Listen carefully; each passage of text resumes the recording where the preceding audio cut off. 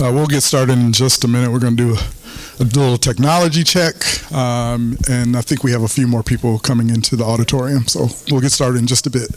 I just realized I have to pick my wreath up.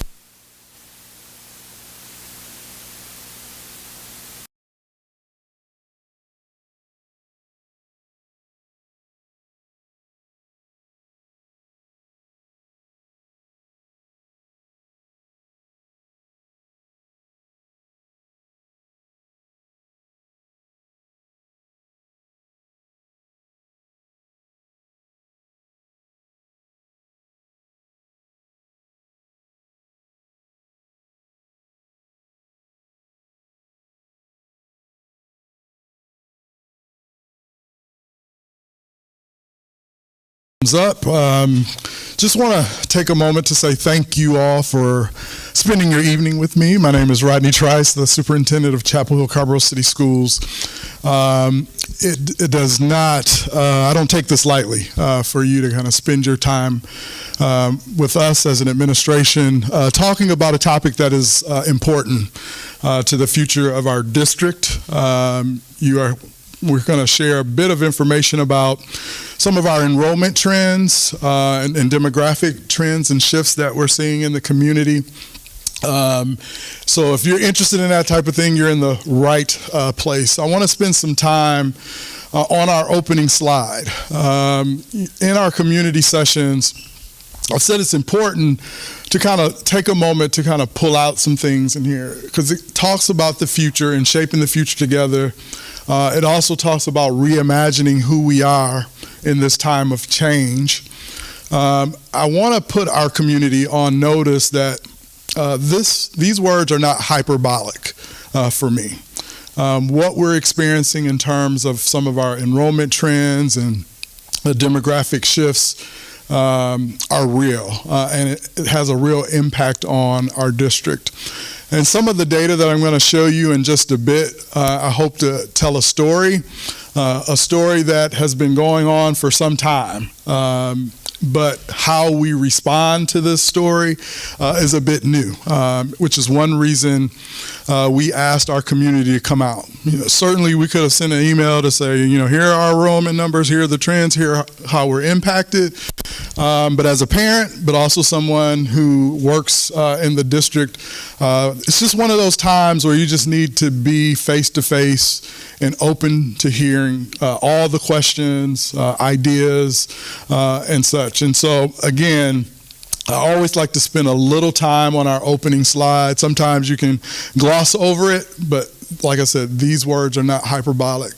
This represents the beginning of a conversation for our district, not the end of a conversation. So we hope that over time you'll stay engaged. During my swearing in, I had the opportunity to share a few thoughts with our board and our community. And one thing I really hit on was looking at the future, our next 25 years not looking like our previous 25 years. And this wasn't, some, prediction that I was making. It was more an acknowledgement that the reality around the Chapel Hill-Carrboro City Schools, perhaps much more broadly, public schools in general, our reality is changing. If you think about how schools are funded, at the state level, there's certainly a different focus in terms of how the state sees the funding of public schools. As superintendent, I can tell you how we are thinking about federal support of public schools is certainly shifting. And then when you add an additional layer to that in terms of declining student enrollment, which is substantially impacts how we receive funding from the state, it is just very complex. And that's why this is such an important statement in terms of how we think about who we're becoming or who we will need to become as a school district. I'm going to show you a 3-minute video that some of you may have seen already, but it's a clip of Dr. Nathan Dollar, who is a director at Carolina Demography. And what he does is help municipalities and other public institutions understand enrollment and demographic shifts that impact it. At last year's school board retreat, he shared some data around our enrollment numbers, our shifts in demographic numbers. So it provides a pretty high-level summary of what I'm going to share with you tonight. But I want you to kind of pull a few nuggets from the video. It moves pretty fast, meaning it's 3 minutes, but it's a lot of data in there. And then we'll come back and slow it down just a bit. But this is Dr. Nathan Dollar from Carolina Demography.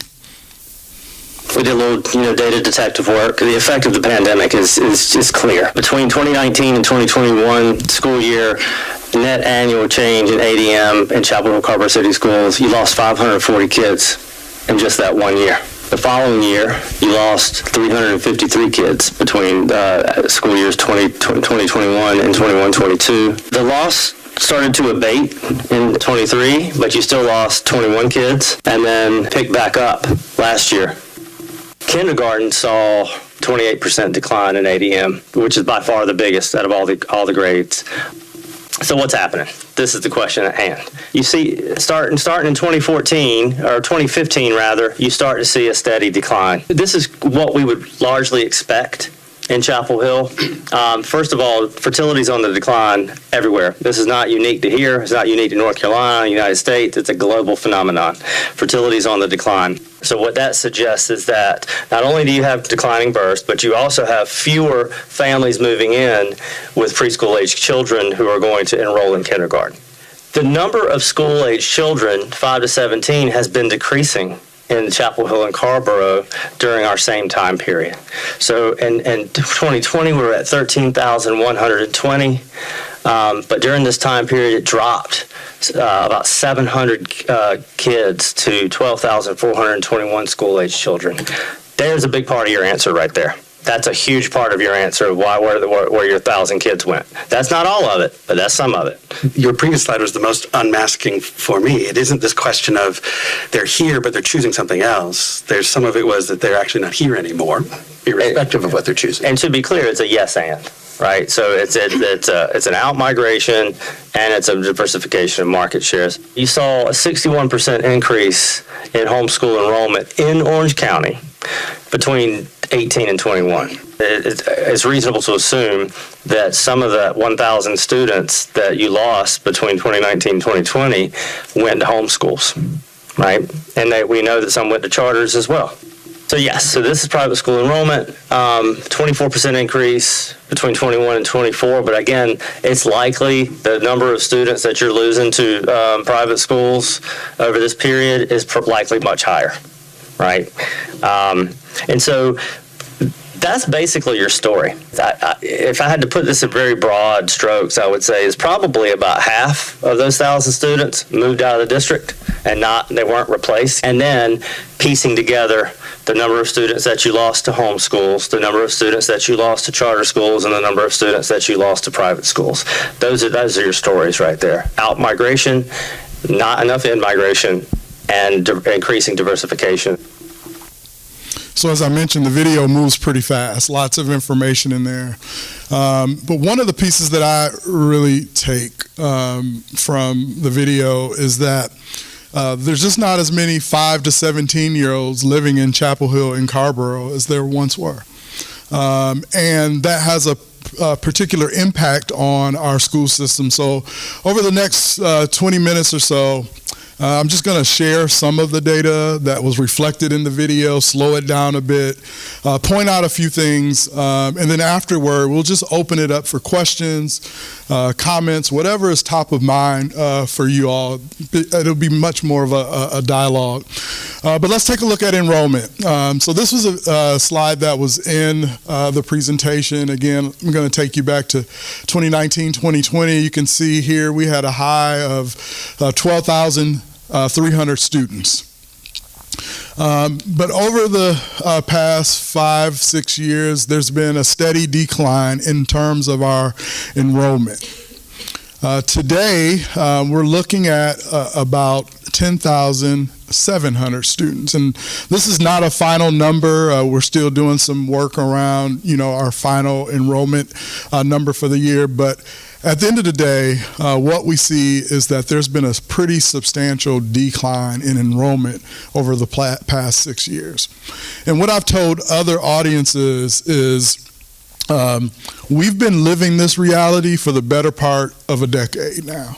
And what I'm here to do is appeal to our community as superintendent is that we have to begin to right-size our organization to our student population, and there's a reason why. So why is this slide important? It directly impacts our funding as a school district. So in terms of state funding, here's how it goes. Our current year's budget is based on previous year's enrollment. So as we sit here today, 25-26, our state funding is based on what our enrollment was last school year. So let's look at this. Our enrollment last school year is about 11,100 students.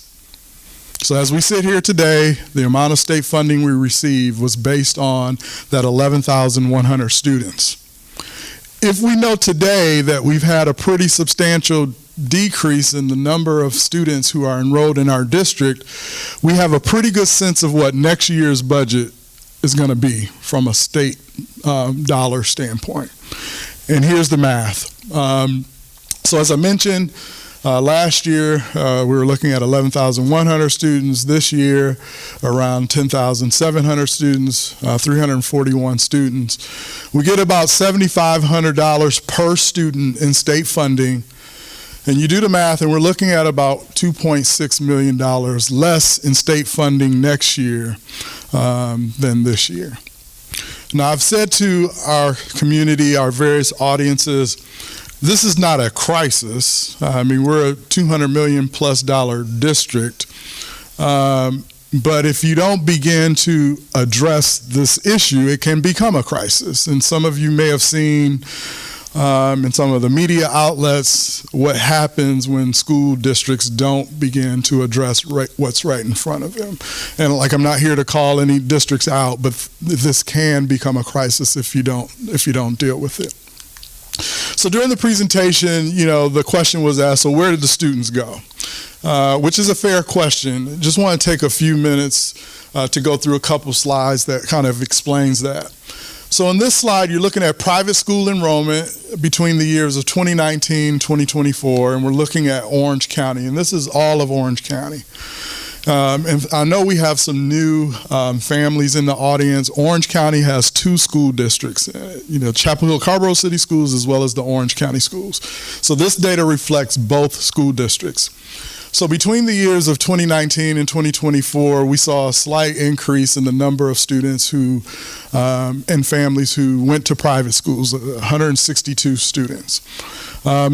Not the whole story in terms of declining enrollment, but as Dr. Dollar mentioned, part of the story.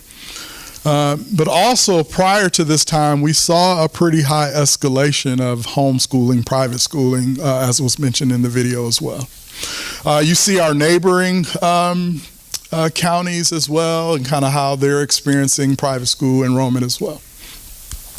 This next slide, you're looking at the same window of time, 2019, 2024, but this slide reflects homeschool enrollment. Again, here's Orange County, the 2 districts, 20 student increase or 2%. So, it doesn't tell the whole story, but part of the story. And again, you see our neighboring counties as well as the state of North Carolina.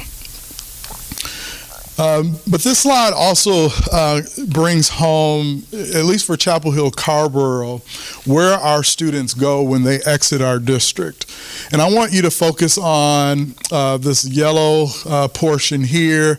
You see 71% of the students who exit our district, or at least in the 23-24 school year, and I can say that it's pretty consistent year after year. They choose another district in North Carolina, or they move out of the state or out of the country. And in our district, we do have quite a few folks who move out of the country. But 71% of those who exit our district, that's what happens. They're either going to Durham or Wake or, Chatham County, like families move, or they're moving out of the state or out of the country. This other portion here, 26% choose private home or charter school. And as a district, we need to better understand why families make the decisions they make to pursue those options as well. So that's something that has really come to light for us, especially in an environment of declining student enrollment, funding being tied to enrollment. As the superintendent, I want to do everything we can to kind of keep families here. And so I've said in other sessions, as a public school, we're not typically in the marketing and that type of environment, but we do need better data around why families make the choices they do. To just question ourselves to see what we can do to become better. Are there some gaps that we're just not seeing, particularly in this environment? You can see at the bottom here the top 5 private schools that our students or former students go to. I won't get too much into that, but we are beginning to track that data. During the video, the question was also raised, are the students even here anymore? This is more to deal with birth rates and that type of thing, and just a number of compelling slides that really tells our story and further indicates the trends that we're seeing and how they are. So we're looking at kindergarten enrollment over the past decade. In 2016, 850 kindergartners. Here we are today, around 626 kids. And so those of you parents of elementary age students, you may see that in your schools. There are just fewer kindergarten classrooms than they were, a couple years ago. I know that I see it, at my level, but again, you have declining enrollment of kindergarten classrooms. And that also tells us, what we can expect, not only from the kindergarten, but those kindergartners will become first graders and second graders and that type of thing. This slide is a bit busy, but it's one of my favorites in terms of the information it provides. And we're looking at cohort enrollment across for the past decade as well, and I'm just going to walk you through this. So if we're looking at the kindergarten class of 2015-2016, so that's about almost a decade ago, and if you follow that cohort across the years, you see the cohort survival rate is pretty stable, meaning that when the kids get here, they typically stay with us. And that trend holds true. Here we're looking at third grade, 15-16. You follow the numbers, it's a pretty stable group. And that generally holds true for all of our grade levels. But here's the kicker. When you look at the class across the years, it tells a different story. So if we're looking at kindergarten, 15-16, 850 students, fast forward to 24-25, what do we have? 650 kids. Again, if you look at third grade, 15-16, you go across the decades for the class, we're looking at 740 kids. So that tells the story of, yes, when you come, you stick with us, but over time, we just have declining student enrollment. At the high school level, it tells a slightly different story. If you look at the cohort, there's a pretty nice survival rate of, the cohort at the high school level.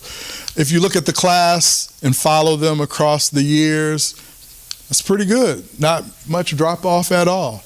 And for those who have high schoolers like myself, it's kind of tight. I mean, it feels about right in our high schools. But what we know is that these elementary students and middle school students will become what? High school students in the near future. And as Dr. Dollar mentioned, there's not as many 5 to 17-year-olds in the community. This is one reason that we're here, is because we can't anticipate that this trend in the elementary and middle school level perhaps will follow into our high schools, right? And this is part of the story of, like I said at the very beginning, how we might have to reimagine ourselves as a district. Busy slide, but lots of information. This is another slide I think is very important that kind of reinforces what I just shared. We're looking at graduation numbers for the last decade versus kindergarten enrollment. And so the graduation numbers, the dark blue line, you can see we're graduating more students than what kindergartners were bringing in. And this is similar to some of the studies you see with populations when you're looking at deaths versus births to kind of get a sense of what the population trends are. And you can see just over the years, we're pushing more students out. We're not pushing them out. I mean, well, some of us may be pushing them out. They're going on to do great things. But we're graduating more students than we're pulling in, which further tells the story about declining student enrollment. This slide looks at live births in Chapel Hill and Carrboro. I should tell you that means we're looking at residents of Chapel Hill and Carrboro. I mean, there are a lot of babies born at UNC, but particularly for folks who don't necessarily live in our community, but we're looking at residents of Chapel Hill and Carrboro. In 2011, 721 live births, and 21, which is old data, but generally you see the trend, 572 births. Why is this important? Because as our residents give birth, as a school district, we fully expect in 5 years you'll be entering our kindergarten classrooms. And if we have fewer births in our community, we can expect fewer students enrolling in our kindergartens, the data that I just showed. We've seen this, the data in this slide. This is just presented in a slightly different way. We're looking at enrollment changes over between 2020 and 2025. Again, K through 8, what do you see? Declining enrollment at our high schools, pretty stable. Not very much change at all. But again, those students will become, or the elementary and middle school students will become high school students eventually. So our enrollment data does not exist in a vacuum. I think it's important to look at our local demographic data as a community, Chapel Hill and Carrboro and Orange County in general. And here what we're looking at is census data for the census years 2010 and 2020. Orange County, you can see between those census years, there was an increase, meaning we were growing as a community, 11%. Perhaps, we're not growing to the level of our neighbors like Chatham, 20, Durham, 21, 25% in Wake. But there's growth. I mean, if you're driving around Chapel Hill and Carrboro, you can actually see that growth. I mean, a lot of new apartments and condos and that type of thing. And so it may be kind of confusing, like they're all the residential homes and apartments and condos, but what does that mean for student enrollment? Here's what we know. 73% of that growth is among people aged 65 years and older. And that's not the demographic that typically generates school-age children. Not typically. Don't get me wrong, all growth is good. I mean, we benefit as a school district from growth. But this is, like I said, we're becoming an older community, and there's a value to that. We are growing, and that certainly benefits us. But from a funding standpoint, it's just an issue that we'll have to deal with. But this is our reality. This next slide kind of demonstrates the same thing. This is a bit busy, but I'll focus on these two yellow lines here. So we're looking at census years 2000, 2010, 2020.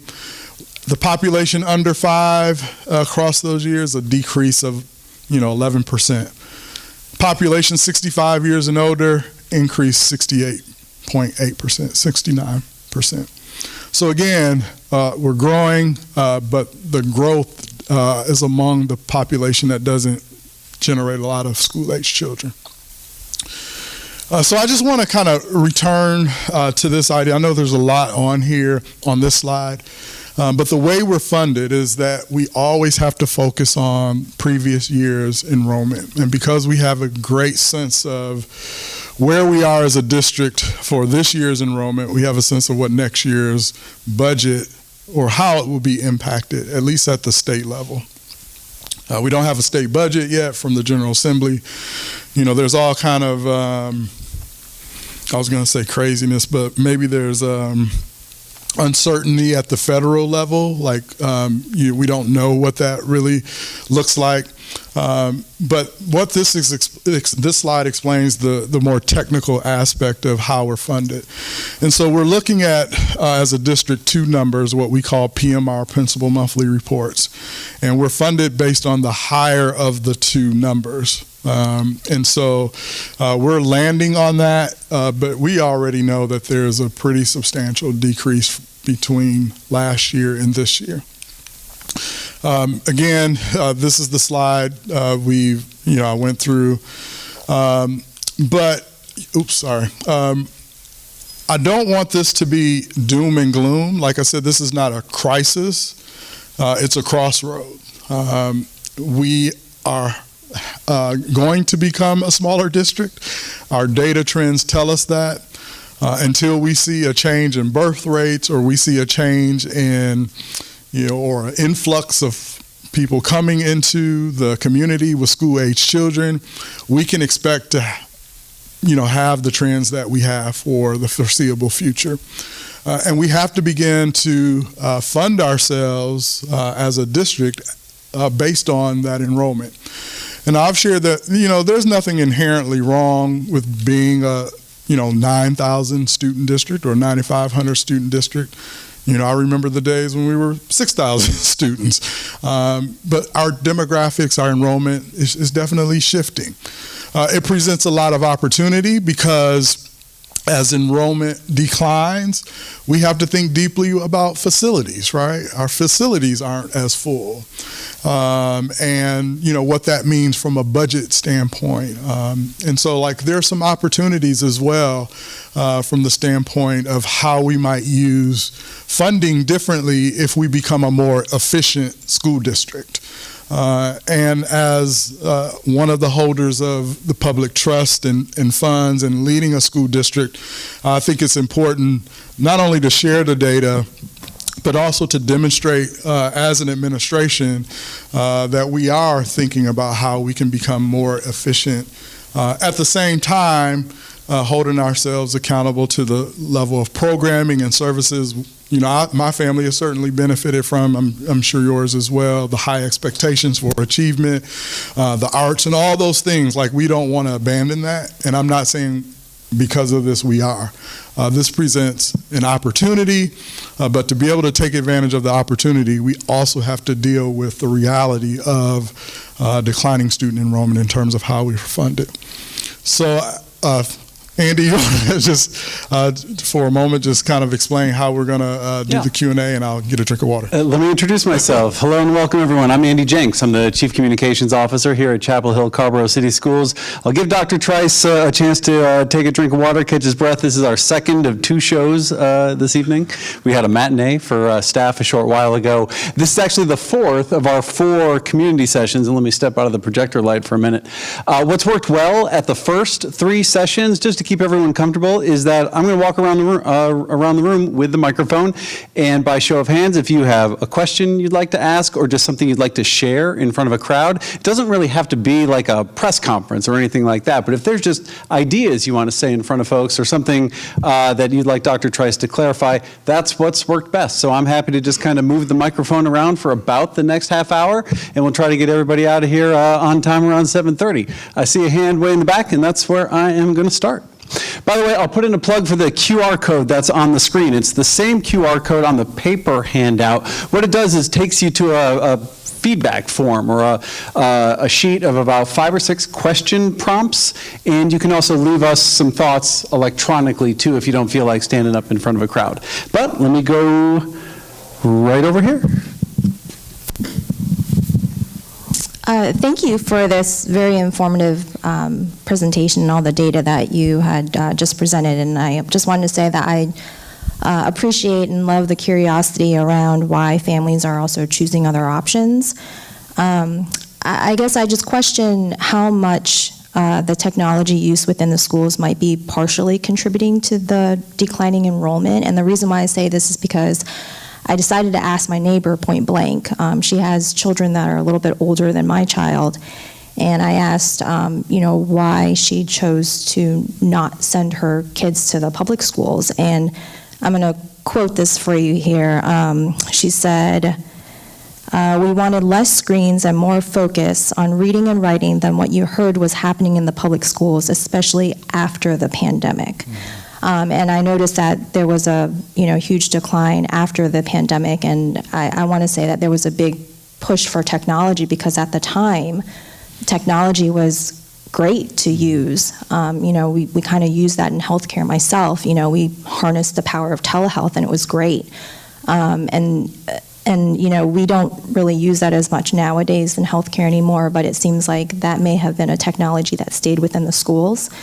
And so I talked to some other families, and they also shared similar sentiments. And obviously, I have a very small sample size of 3 families, which may not be, anything that you can draw conclusions from. And, so I was just thinking, is it possible to perhaps survey existing families that are within the district? Do you plan on enrolling your children in public school next year? And if they say no or maybe, could they perhaps elaborate on that? I think it's probably going to be difficult to find all the families who left and, why they chose to homeschool or why they chose, private school, or even if they chose to move out of the district to not pay this, the high property taxes and then funnel some of that money to private school. I think it's going to be hard to capture those families, but perhaps we can ask the families who are here now. Yeah, I think we're, as a district, you may have noticed we're also developing our local digital technology plan where we're beginning to, ask those questions, and tied to your, the first part of your question around, exit interviews. Why are you choosing something different? We haven't done a great job of collecting that information to date. I mean, that's just the reality. Like I said, public schools really haven't been in the business of, marketing or trying to figure out why people make the choices they do. But I think we're moving in that direction. I would say certainly in some of our community sessions, but even beyond just the community sessions about enrollment and some of the other community meetings that we've had, certainly technology has come up as a concern. We know a lot more today about the harmful impact of technology and screen time than we knew even prior to the pandemic. AI, in terms of how that impacts instructional technology. So I fully expect the outcomes of our digital technology plan to begin to address that. Issues of, our one-to-one program has come up. And so, I think we'll be able to address some of those concerns. But absolutely. I'm going to go right here, and then I see 2 in the front. Thank you. My comment is, sorry, I have a lot of notes, so it might take a minute, but it's sort of a follow-up to the previous comment. First of all, thank you. This is a really wonderful opportunity, and I appreciate the opportunity to provide some feedback and engage in this conversation. And so my son's in first grade in Carrboro Elementary, and we moved here specifically for the schools, right, and the community. And we love our school. We love our staff and our faculty and our librarians and our administrators. But over the last couple of years, we have been really surprised by the amount of screen time he's getting in school, and have heard even more ominous, scary stories about what's awaiting him in middle school and high school. And as you've just suggested, right, the last 20 years of one-to-one programs has been a fairly large-scale experiment on technology in the classroom. And the research is pretty clear about the damage it's doing to students' cognitive development, their educational outcomes. And we're about to enter another experiment when AI enters the classroom. It's already doing so. And so, you know, I work in higher ed, and a long time ago when I was an undergrad, I was in elementary ed, and I've taught students, you know, undergrad, grad, elementary. And it's shocking and saddening to me to hear some of the stories from parents in middle schools and high schools in this area. And, you know, I've worked with Nathan. I respect him and his data when he's talking about outmigration and diversification. And we, in our family and a number of other families that I know, who have children of elementary age, are thinking very, very seriously about becoming another number of the outmigration and diversification unless the use of technology in the classroom changes. Yeah. And so I'm wondering, in the spirit of looking ahead and moving together, if there, and I'll be providing feedback in the surveys that have been sent out, which I appreciate as well, if there's an opportunity to think about not paying so much money for laptops or for software or for corporate curriculum, and to invest that money into faculty or teacher retention and teacher hiring, and try to brand the Carrboro or Chapel Hill-Carrboro City School District as a low-tech or no-tech district. I could see that having a positive influence on enrollment, that parents would flock to that opportunity. And I work in online education, so I'm not opposed to tech, but the wrong tech at the wrong age, I think, is a serious issue. So I can appreciate your previous comments in response to earlier, but I wanted to raise that as, you know, something that I and many other families with children of elementary school, children at elementary school ages are concerned about and are thinking quite seriously about other options for their kids. So thanks. I hear you. I would say we need to be able to do both. I mean, we need to be able to have the highest quality curricula, and we need to pay teachers more. And in fact, we've started making moves in that area as an administration already. Last year, we did a K-12 science adoption. It was a no-tech adoption. As the state reinstitutes its standards adoptions and districts have to do curriculum adoptions, we're fully looking at options that really focus on experiential learning, hands-on learning. Our board has been pretty public that that's something that they want to do. Our teachers are asking for it as well. I just think over the last 5 years or so, and to be quite truthful, it's been more than 5 years. As I mentioned, I've been living here for almost 20 years. My girls have come through the system. We just haven't done a great job of adopting a curriculum over the last decade. And much of what we're experiencing as a district, and I'm not sharing anything with you that I haven't shared with the board, has been focused on instructional technology to kind of fill in for not having robust core curriculum. And that's just, part of it is we don't get as much funding from the state as we used to for those resources, but it is important in terms of how we make decisions about curriculum and what we want our students to know and be able to do. So I'm right with you, and I look forward to the outcomes of our digital technology plan.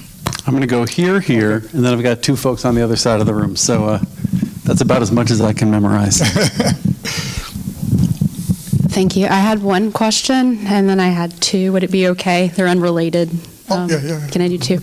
Okay, so I have a 7th grader and a 9th grader, and so I had to kind of take myself back with the original comments with like when they were young and what a different mindset I'm in, and listening. I love the data. I'm not super familiar with this. I love data, but just looking at what's happening and the importance that you're putting on, feedback. We want to hear from families, even sample size of 3. And I'm curious if you all have an idea of what you're going to do with all of this feedback. Like, what is the goal? Are we trying to maintain enrollment? I mean, we're going to have to think differently, but we take all these ideas, all these perspectives, they're going to be different, they're going to be varied. Are you looking at like a target number, finding a sweet spot? What do you do with that information when you have it? Yeah, I mean, that's a great question. So as the superintendent, I'm certainly looking for when this declining enrollment begins to level off. Dr. Dollar, who was in the video, will be presenting to our school board again on December 11th at their winter board retreat, which is next week. And at that meeting, we hope to get updated numbers. Perhaps there will be some sense of when this begins to level off, because it's a bit of a challenge for me to be able to project from year to year to year staffing, programming, services, if we're going to have 300 kids missing every single year. So yes, that is one thing that we expect. Also at that meeting, because we have declining student enrollment, you ask about what are we going to do. I expect the issue of facilities to come up, and while we haven't been directed as an administration to close any schools or anything like that, perhaps that will come up. I know a couple of months ago we were asked to do a generic study on how much fixed costs would be saved if we took an elementary school offline. I think it was like $1.7 million. So those are the types of things I've said to various groups and also to our staff just a moment ago. There are going to be some short-term decisions that we'll have to make around staffing, non-personnel expenditures, reviewing all of our contracts that we've entered into. Like, those are the types of decisions in the short term that we would have to make. Intermediate might be looking at facilities. Maybe some of the long-term around personnel could be related to attrition as people retire or they choose to work in other districts. How do we reshape our staff because of those things? So those are some examples of like what's next. Okay. Yeah, I was just feeling like I think it's great that you're listening. You're going to get so much feedback and information and varied, and you can't please everybody. Right. And so, like, what is that goal? But it sounds like you're saying it's multifaceted, multi-layer time and everything. So it is. You're looking at everything. It is, and I think this is better than me sitting in an office somewhere saying, "Oh, I got the answers," when I really don't. It does need to be an answer influenced by our community. Yeah, I appreciate that. So my original question, this is the data person in me. I see what's happening. I feel like there's, like you said, there's two stories. There's what's happening with the younger kids, kindergarten, and there's what's happening with the high school students. I think of my personal experience, my peers with children of the same age. I have friends that did nature school when their kids were young. There are opportunities like that. People who homeschool also, when I grew up, I remember homeschooling kids coming in middle school, more showing up in high school. What is the data shown historically as far as do you have an influx in those high school years with kids that have had other opportunities or better fit for those younger years, and then when they get to high school, they're coming in? I know there's all kinds of questions. The future is the only, it's the only answer, but just looking at projections, I'm trying to wrap my mind around the magnitude of, I don't want to say the issue, the magnitude of the story that's being told by taking what we're seeing with the young kids in high school and taking a step back, historically, is that a thing where we do see a little bit more stability in the high school grades because kids are at a different place. Kids are at a different place with technology. There are, different experiences. Can you speak to that? Yeah, I can't give you any hard and fast numbers. I know as someone in the community who, my girls have kind of come up through the district. There are families who, may attend our elementary schools, choose something different for middle school and come back for high school. I know that, but I couldn't tell you, if that's, 2% of the population, 5%. I just know that happens. But I think the story is, like, if you follow our cohort trends, they're pretty stable. Whether that's, I mean, it does involve people moving to our community, families making different choices at different times of, a student's education trajectory. But I am comforted by the fact that over the course of the last 10 years, there's stability at the cohort level. It is concerning that at the class level it's just declining enrollment in our district. So, thank you. My question is having to do with international students. Mm-hmm. And I know that it is a significant chunk in some schools. Like I know at Sewell, like quite a few of their students are international students whose parents are here on a 1 or 2 year fellowship or something. Because of what's happening at the federal level and with people not getting visas and things, I know this is probably very hard for you to get this data, but do you have any sense of maybe how many international students were supposed to be enrolled like this year, but who didn't because their families didn't get visas or something? Do you know how significant that is? Yeah, we have some sense that, and I would even add to that, the immigration issues that we're experiencing as a country. We have some indication that that has had an impact over the last year. But what I would say to that is, this has been our experience for the better part of a decade. And so if we just follow the trend, it's just, it is what it is. And I think we're going to begin to look at that more closely as an administration in terms of, international impact of international students, students from immigrant families, that type of thing. I just don't have the data with me. All right, we're going to work this side of the room for a little bit. Thank you very much, Dr. Trice. I just had a simple question, which is the Orange County school system seeing similar issues? I think there is some declining enrollment. I couldn't tell you to what degree. Yeah.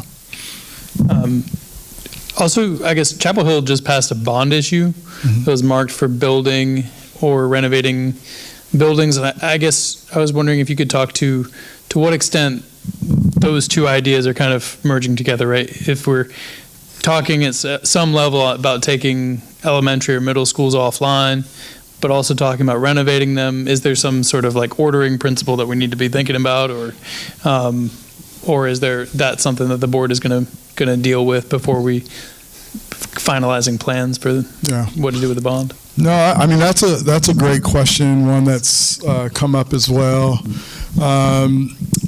So I don't anticipate like we'll change our direction that we're headed into with respect to the bond.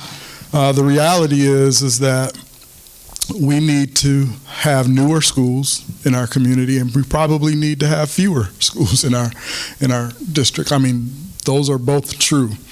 And I know that there have been 3 schools slated to be replaced. I know there are another 3 that probably could be replaced, but just the funding wasn't there. But for our schools that are older and in disrepair, I mean, it just sucks money out of the school district. And so incredibly honored to, be in a community where our county commissioners, sought to kind of fund the bond. It's needed. We need even more to do what's right between Chapel Hill-Carrboro and Orange County schools. So I see this as it's not an either or, but it's a both and. We might have to take schools offline, and we also need to replace some of our older schools. Oh, I'm sorry. Over there, and then I'm sorry. I'll let you. Hi, Dr. Trice. Hi, how you doing? Just wanted to say, echo, I guess, other sentiments. Really appreciate you holding these public forums. So I have a couple of thoughts and a question that I guess I wanted to share. So first, I really appreciate what you said. I'm sorry, I didn't catch your name, just about looking at the historical trends, because when I was looking at the slides, it looked to me like what's happening is there's actually an influx of students who appear to be coming back in around the high school age. And in fact, if you look at the materials about the current enrollment levels, I think what you see are that all of the high schools are either 100% or close to 100% subscribed. And so that tells me that that influx is a trend line that I think we should also be looking at. And like my neighbor over there, I'm sorry, I have a high schooler, a middle schooler, and an elementary school student. So, I've been in the district for the better part of a decade, and I've, been able to see sort of the trend line, both in terms of macro enrollment and also, the impact on the curriculum for, my kids and their cohorts. And I also wanted to offer, I do think that the pandemic served as a tipping point. I tend to think that it is less related to the implementation of technology and in terms of how teachers have incorporated that into their pedagogy, and really more a reflection of families who left because they wanted to give their kids the opportunity to attend school in person. Those of us who were in the district in the last 5 or 6 years can remember that there was a very healthy debate about that. And one thing to consider is when you have a family and you have one child that leaves the district and goes to a private school for whatever reason, right? Rewind back 4 years ago, if they have younger siblings, there's a high likelihood that those siblings are going to end up enrolling in the exact same school. So there actually is a cascade effect to those students who left the district a few years ago. Also, a few months ago, there was a healthy debate about potentially closing down a elementary school or one or more elementary schools. And I guess as you and others sort of look at these trend lines and think about sort of the outflows and the inflows, I just want to make sure that we're looking at a trend line, not 5 years or 10 years, maybe projecting out sort of historically, but also projecting out 5 years, 10 years. For example, what happens when we distance ourselves more, right, from the pandemic? Mm-hmm. And we have families who are here and they're fresh and new. And what happens when we do have homes that are being built, right? And we do have a town council that has passed an ordinance that now allows for higher density housing, which is going to give an opportunity for younger families to be able to move into the district and not, buy a 4,000 square foot house or whatever it is. Sure. So I just want to make sure, right, that we're being thoughtful about it and not shutting down a school only to find ourselves 8 years from now, 10 years from now in the position where we have elementary schools that are over capacity. Sure. Mm-hmm. And I'd also like to close out by saying, again, I've had kids in the school for a long time. Personally, I have zero issue with the use of technology in the schools. I actually think it's fantastic, and I think it is mission critical to enabling our children to be able to go out and actually navigate and compete in a professional environment.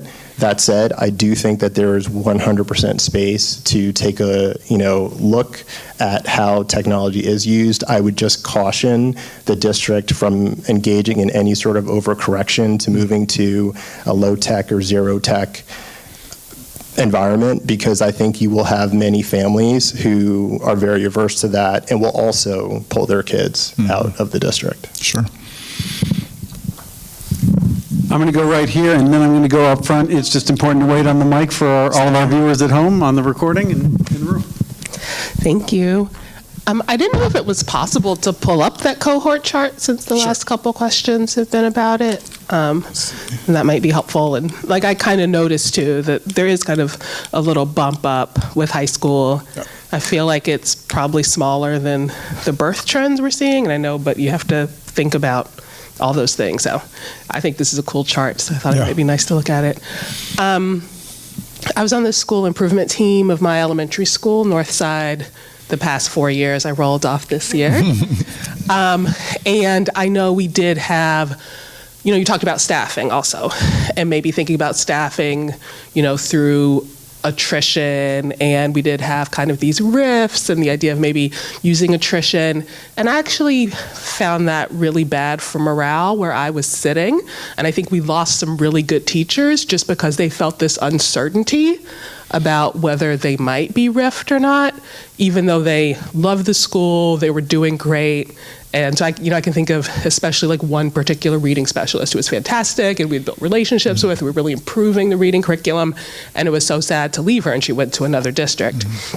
So, I'm very much a proponent of kind of a schedule for decisive action. I think kind of even the idea of maybe reducing staffing by attrition itself can feed into people leaving, because I think people want certainty. I'm thinking about staffing, but I think also as parents and the idea about kind of, thinking about reducing the size of the district. Is there a timeline, and who makes that decision, I guess? Yeah, we're working on a timeline now. And as I mentioned, I think there are going to be some short-term decisions that we have to make. And what do I mean by short-term?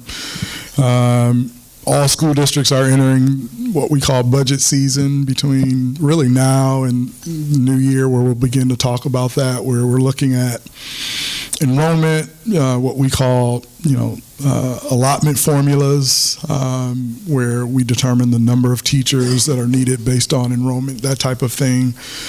An intermediate decision may be the closure of an elementary school if we're directed that way by the board, or two, I don't know. But we will publish not only a timeline, but I think it's important that our staff, as well as the community, understands the type of decisions that we're making to address, this challenge, but also the much larger pivot we need to make as a district. And what do I mean by that? This is also an opportunity. One of my highest priorities is attracting the highest quality educators we can. And we're just not as competitive with our neighbors as we used to be. Some of our neighbors are paying, for instance, master's pay because the state no longer does that. And if that's something that's attractive to teachers, and I know we've lost quality teachers to that, there's a cost to that. And if there's a cost, we have to be able to look at our organization and to say, that's important to us. How do we pivot to do that type of thing? There are other things like the expansion of pre-K or, any number of things. I don't want to go down the list. So I say yes. I think one of my goals is to be more transparent. I think the reduction in force was one of the most traumatic experiences I've ever gone through. I get emotional every time I talk about it, because you do lose your best educators, and you understand why. If I'm one of the top, I'm more marketable. I don't have to deal with this mess. I can go anywhere and be hired. We don't become a better organization if we go through a reduction in force. That being said, I would put our teachers up against anybody.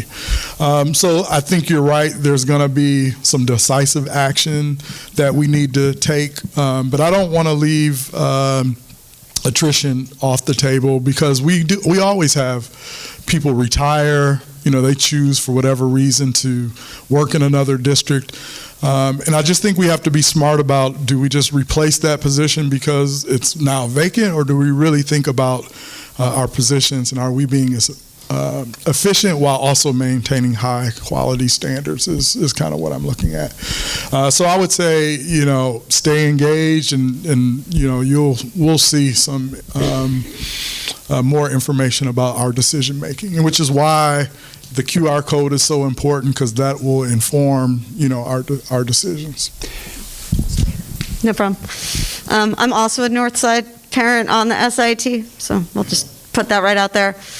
And I moved here from a declining enrollment district that had been declining enrollment for a decade and refused to do anything about it, and that's part of why we are no longer there. So I'm just going to say that, I appreciate your coming at this with courage, because I think sometimes you have to do the really painful thing, but it allows you to heal faster than if you just do small pain RIFs all over the place. And that, you know, I looked at those numbers about the closure, about what closure would cost, and, you know, one of my thoughts is, I don't want to see any more grown-ups leave my child's school, because we've already seen at Northside some significant staffing reductions, and thinking about how to prioritize keeping the student-teacher ratio in our buildings what it is. And I know that's really hard for many reasons. Like, there's a teacher shortage. That is not lost on me.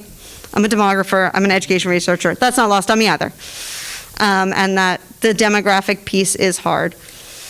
The other question, though, also is, like, we have neighbors who are bursting at the seams, and is there any way that the empty classrooms in our district could somehow be utilized in working with our neighbors who, like Durham, who literally can't build schools fast enough, or Chatham County, who also has over-enrollment issues. If there's some collaboration with our neighbors that could somehow help everybody, if that's a creative option that could, I don't know, help while we figure out just how short or long-term this is.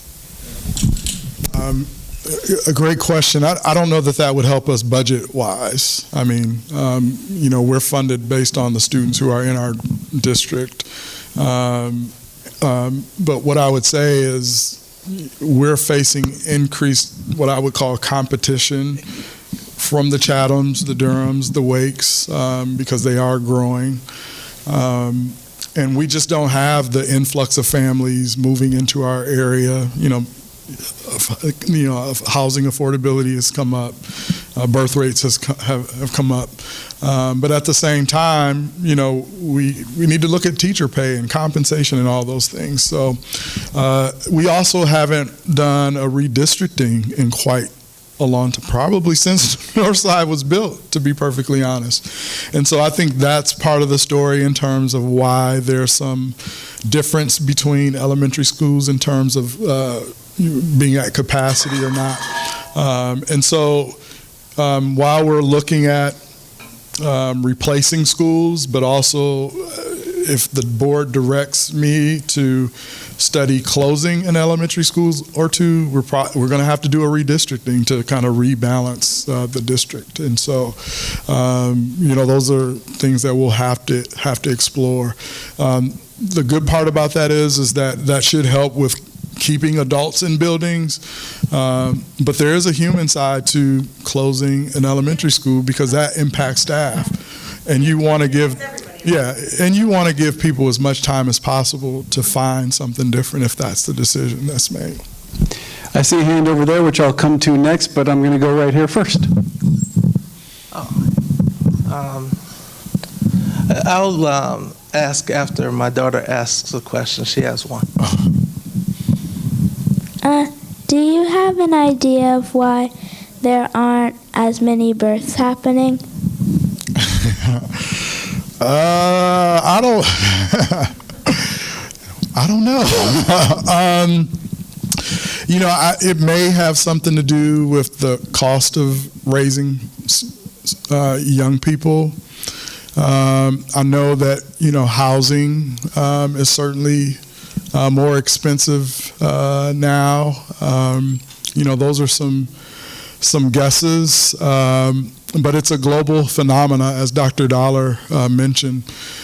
Typically, when you have populations advance with respect to technology and progress, you have a decline in birth rates. We see that globally. But, you know, with respect to Chapel Hill and Carrboro, I mean, I think our experience is our experience. Like, I don't know that Chatham is experiencing declining in student enrollment. You know, just a few years ago, I worked in Wake County, and there certainly wasn't a decrease in enrollment there. They're bursting at the seams. So I think there are these macro, micro kind of windows that the various communities around us experience. So I hope that answers your question. That's a great question. That was the best question of the night. Thank you. Great question. She and I will be having a further conversation. Yes. It's like Dad can help with that, right? Right, exactly. I have just a few thoughts which will echo some of the sentiments that I've heard earlier. So first, I think it's important.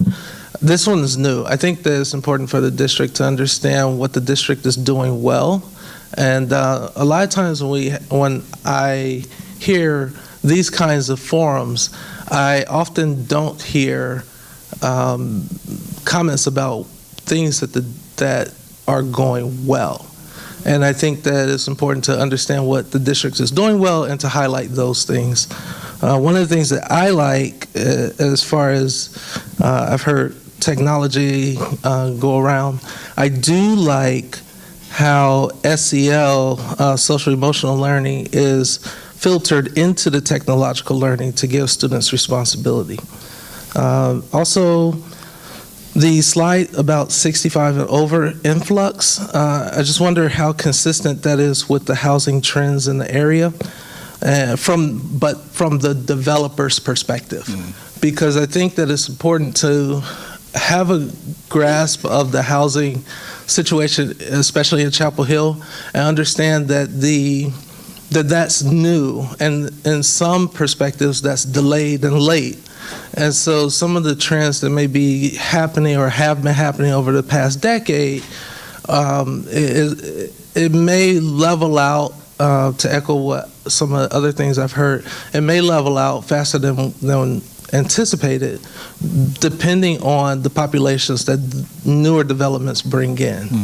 And if there's a way to work with some of those developers to bring in the kinds of populations, aside from the 55 plus buildings that are being built in places, it may help the district. Also, Pittsboro made a water agreement with Sanford and they've built newer schools as well to broaden their reach and to add more, because they're preparing for robust growth. And so that's one of the things I think that, I mean, to some extent can't be helped, but they are preparing. And then finally, I'll just echo, people do like new. And I know that some of the newer schools were built in Chatham County around the same time as COVID. So that may add some things as well. Yeah. Thanks. Thank you. I would say that I am looking forward to our partnership with Carolina Demography. I know our board has looked to partner with Carolina Demography, and I believe our county commissioners have also partnered with Carolina Demography, so we can get a better handle on not only enrollment and demographics, but he's also, I think, willing to look at and speak with developers and, looking at the type of housing that's being developed in our community that would inform much of these conversations. And so those are new relationships that I think, will bear fruit, will give us a much more information that we can do better projections with, as was mentioned earlier, as opposed to living year to year. How do we look 5-10 years out to be able to anticipate based on housing trends, how that might impact us as a district? So absolutely, very smart question. I've got one here and then one in the middle, and I will put in a plug for if you have to slip out, it's after 7:30, no hard feelings, that's cool, that's allowed. Otherwise, we'll keep going for just a little while longer. So I like your idea of starting with something positive. So 2 positive things. I have a 9th grader that just started at Chapel Hill High School. Block scheduling is going great. And all the parents I talked to, many of which were concerned about it, it's going well. So that's our experience there. And also the recent tech changes with cell phones, it worked well going from Smith to high school because there was no change in terms of him having to have the phone away. I think that's worked out really nicely as well. He actually doesn't even use his computer much in his honors math and world history classes. He's doing lots of writing Like I see lots of paper writing going on. So I think maybe some of this depending on the teacher or what they're using, so in terms of how technology is used. So I'll try to make this brief because I know it's late. One thing that I wanted to share is that some of the, not that we intended this to happen, but some of this is not what we're experiencing is, if you trace back decades, it's not surprising because our communities, including Orange County, Chapel Hill-Carrboro, very intentionally have done community planning to limit growth. That is a very intentional thing. There's a rural buffer, there are zoning in places, there are interlocal agreements that limit the amount of development happening in our community for very good reasons. I'm not suggesting that we undo any of that. But if you try to compare us to a lot of our surrounding communities that are sprawling, we intentionally designed ourselves to not be that way, and we're succeeding in that, but our success leads to other challenges, and I think this is one of our biggest other challenges that we have to deal with. I think that coupled with, because we have limited development, Chapel Hill-Carrboro are very much in a redevelopment phase. You know, they're mostly built out. There's not a lot of land left to develop like you see in Wake and Chatham and Alamance and other surrounding communities. They have a lot of growth because they have the land to grow within and because it's more affordable. We are not as affordable because of our limited growth, and we're doing things to try to counteract that as much as we have the tools to do it in North Carolina. Our General Assembly really likes to limit the tools that we have on that front, unfortunately. So I think that I commend you for doing these meetings because this is not an easy challenge to fix. I do community planning for communities throughout the United States. We oftentimes will talk with school districts, and it is something that we're seeing across the board, even in growth communities. And I think a lot of it is just sentiments coming out of COVID. People are pulling their kids out of school, public schools, and taking them into the other communities. I hope we can find a good, so many people love this school district and came here for this school district and the quality of life that we have here. It's really integral to why people want to be here. And I really appreciate you opening this up to try to find solutions that can kind of work for the broader community and think about this as opportunities. I think you're going to have to make some really hard choices and not everybody's going to like them, but I think it's what we have to do to continue being the great school district that we have. Thank you. I'm going to go right here. Thank you. And I want to echo just what, just the appreciation that a lot of my peers here have mentioned tonight. And also name what you just said one more time, that this is not easy work. These are not easy decisions. And I have a deep appreciation for that. I'm new to Chapel Hill. I've lived here for about a year and a half. I moved here from a school district in Texas that had lost about 20,000 students since 2016. And I served on that school board. And so I've been in the seat where I've had to close schools. We redrew every single district or campus boundary for 132 schools. And so it's not easy and it's impossible to make everyone happy. But there are some things that can make it an easier pill to swallow.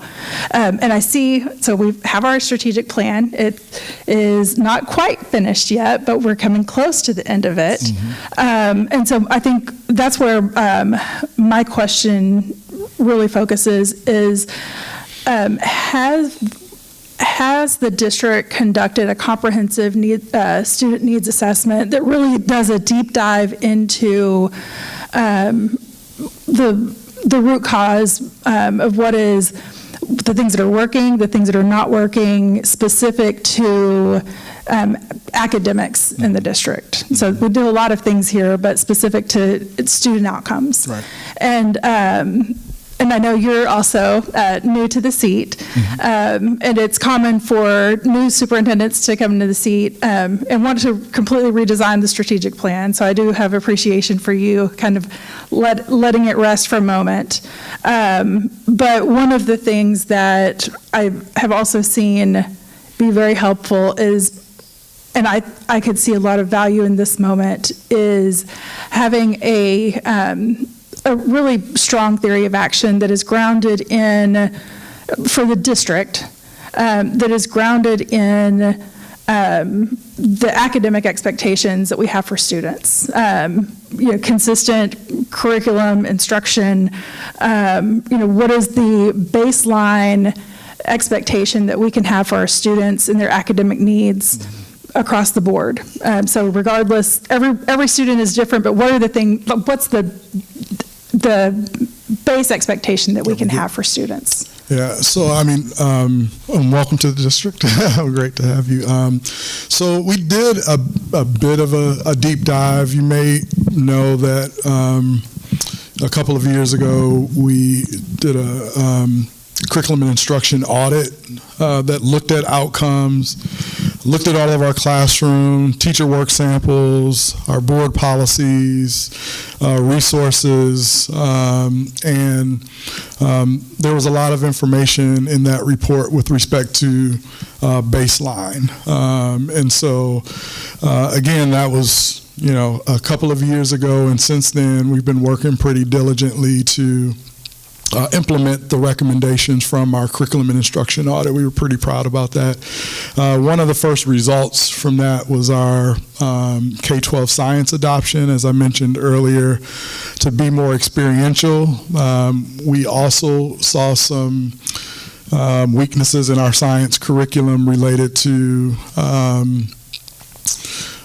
just being holistic and really positioning our students to be scientists as opposed to memorizing facts. And so, and we saw some pretty impressive data this year coming out of our state assessments from a student outcome standpoint.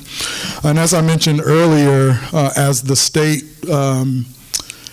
gets on a regular cycle of adopting standards, because they've been off for a while, we'll gradually implement what that base standard is, in the various subject areas, K-12. And I do look forward to, analyzing our strategic plan. We keep metrics on, what we're achieving, what we're not achieving. Certainly our budget issues impacted some of that, but we do need to focus on a long-range plan. Certainly, our enrollment trends will impact that. But as I mentioned, there's not anything wrong with being a 9,000 student district. There's a lot wrong if you're designed for a 12,000 student district and you have 9,000 students. But if we look at our organization and we address some of the efficiencies, this is not a walk back of all the things that we do that are positive. Like, we look at our special education program, people move here because of that. Dual language, we were the first to do that. Our arts, this is not a walk back of the things that we valued as a community. This is a statement that says those things are threatened if we don't address what's before us. And that's where the urgency is coming from and why we're on the road.